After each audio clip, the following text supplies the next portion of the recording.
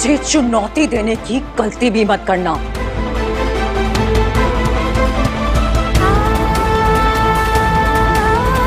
क्योंकि जब बात मेरे सुहाग की आएगी तो मैं किसी भी हद तक जा सकती हूँ, किसी भी हद तक।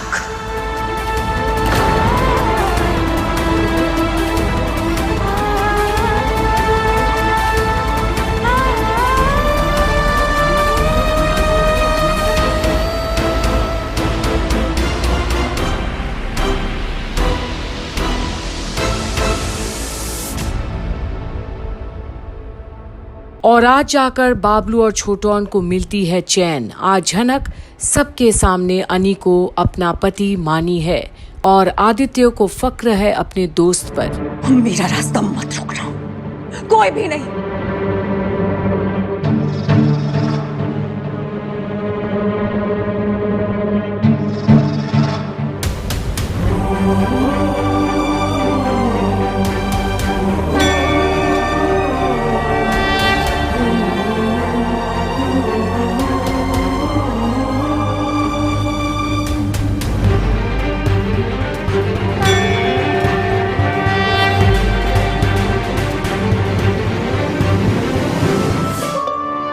और अब झनक कदम बढ़ाती है, उस अनी तक कैसे भी पहुंचना है, पर अड़चने अब भी कम तो नहीं। अरे मैडम, आप अंदर नहीं जा सकती। क्यों अंदर नहीं जा सकती? देखिए प्लीज अभी मुझे मत रोकिए। ये फूल मुझे अपने पति के माथे पे लगाने हैं। मैडम प्लीज, आपकी हालत ठीक नहीं है। जैसे ही पेशेंट को होश आएगा हम खुद आपको बुला लेंगे। ये क्या बोल रही हैं आप? मैंने कहा ना आपसे, ये माँ का आशीर्वाद, ये फूल मुझे अपने पति के माथे पे लगाने, और बहुत लड़ भिड़ के यहाँ तक पहुँच पाई हूँ मैं। आसान नहीं था मेरे लिए, और आप मुझे रोक रही है। मुझे रोकने की हिम्मत मत कीजिएगा, मुझे अंदर जाने दीजिए। आप ऑलरेडी बहुत ड्रामा कर चुकी हैं। आपकी वजह से नीचे त्रिशूल उठाने की वजह से इतने लोगों को प्रॉब्लम हुई। पूरे हॉस्पिटल में हंगामा मच रखा है मैडम। Please ma'am. उसी त्रिशूल के सहारे मैं यहाँ तक पहुँच पाई हूँ, अपने पति के पास ये फूल लेकर। और अगर आपने मेरा रास्ता रोका, मुझे अंदर जाने से मना किया ना, तो वो त्रिशूल दोबारा उठाने में कतराऊंगी नहीं मैं, समझिए आप। और अब बेचारी ये नर्स क्या करे, उसे भी तो ऑर्डर्स फॉलो करनी ही है। पर अब हटिए मेरे सामने से। भगवान का अस्त्र उठाकर तुमने ठीक नहीं किया। हॉस्पिटल में हर कोई तुम्हारी इन हरकतों से परेशान है। सिर्फ तुम्हारे ही पेशेंट यहाँ एडमिट नहीं है, और लोग भी हैं जिनसे हमें डील करना पड़ता है। अगर पेशेंट्स की फैमिलीज हमारे साथ कोऑपरेट नहीं करेंगी तो कैसे चलेगा? मैंने कोऑपरेट किया ना, इतना कोऑपरेट किया, लेकिन आप लोगों ने क्या किया? जब मुझे वो लोग बेइज्जत कर रहे थे तो आप लोग चुपचाप खड़े हुए देख रहे थे, किसी ने एक शब्द नहीं बोला, कोई मेरी सपोर्ट के लिए नहीं आया। और अब मेरे पास कोई और रास्ता नहीं बचा था। और फिर माँ ने मुझसे खुद बोला कि झनक, ये ले मेरा शस्त्र अपने हाथ में ले ले। और फिर तुझे कोई नहीं रोक पाएगा तेरे सुहाग, तेरे पति की जान बचाने से। और अब तो नर्स और मैनेजमेंट वाले भी क्या बोले इस शिद्दत के सामने। और अब मैं आपसे विनती करती हूँ, ये फूल मुझे मेरे पति के माथे पे लगाने दीजिए, मुझे जाने दीजिए यहाँ से प्लीज। तुम बार बार उन्हें अपना पति बुला रही हो, लेकिन उनके पत्नी का नाम तो कुछ और है। वो तो कुछ ठीक है, आई होप यू अंडरस्टैंड। जरूरी नहीं है कि जो दिखे वही सच हो, और जो ना दिखे वो झूठ।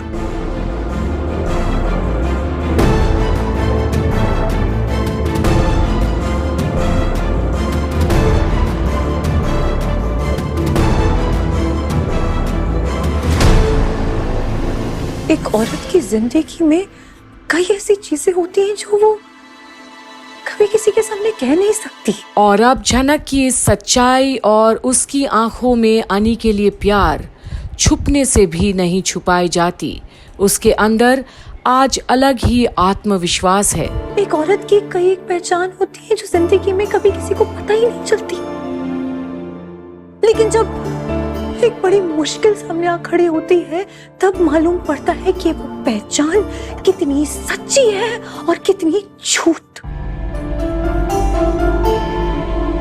इसलिए आप में से कोई भी ना मुझ पे शक करे और ना ही मुझसे सवाल, क्योंकि ना ही मेरे पास वक्त है और ना ही इन सवालों का जवाब देना मैं जरूरी समझती हूँ, क्योंकि मैं खुद का सच जानती हूँ और ये भी जानती हूँ कि मेरे पति इस वक्त बहुत बीमार है और उन्हें मेरी जरूरत है। माँ के आशीर्वाद की जरूरत है। और अभी प्लीज प्लीज मुझे उनके पास जाने दीजिए, क्योंकि अगर देरी हुई ना तो मैं खुद को माफ नहीं कर पाऊंगी और आप सबको भी माफ नहीं करूंगी। ऑलराइट, अब जाइए, यू कैन गो। और अब जाकर झनक को वो अनुमति मिलती है जिसके लिए वो लड़ती रही इतने देर से। और अब अनी के पास जाना, उसे देखना, ये झनक के लिए बहुत बड़ी बात है। उसको आज पहली बार अपने सर्जी में अपना पति मिला है, क्योंकि आज दिल से उसे अपनाई है, दबाव में नहीं। और अब अनी के पास आती है झनक, जो बेजान सा पड़ा हुआ है।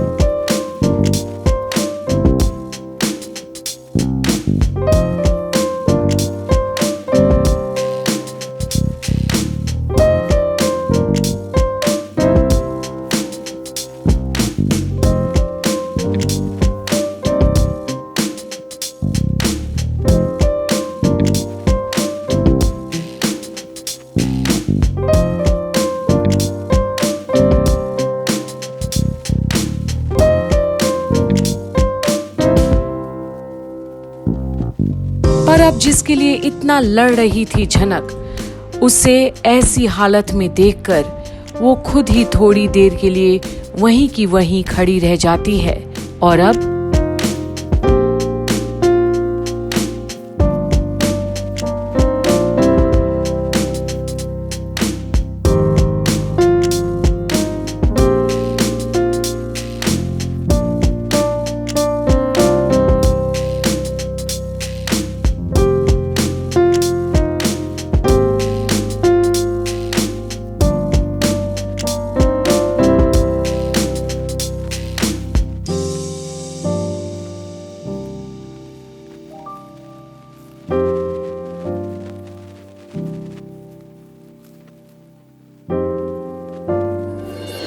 देखिए, आप ऐसा कुछ मत कीजिएगा जिससे बेवजह पेशेंट एक्साइट हो।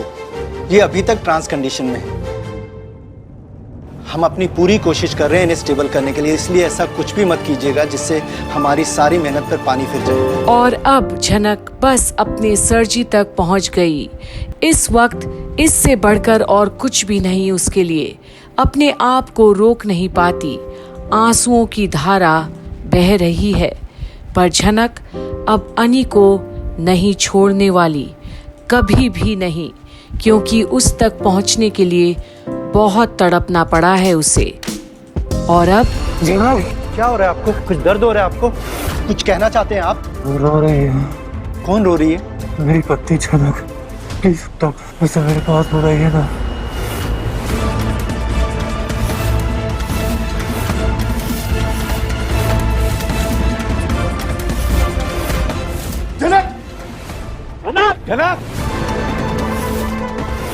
जनक जो वर्षी बड़ी आई थी अनिरुद्ध के लिए हमदर्दी जताने वाली। देखते रहिए झनक की सारी अपडेट्स कंप्लीट बॉलीवुड पर।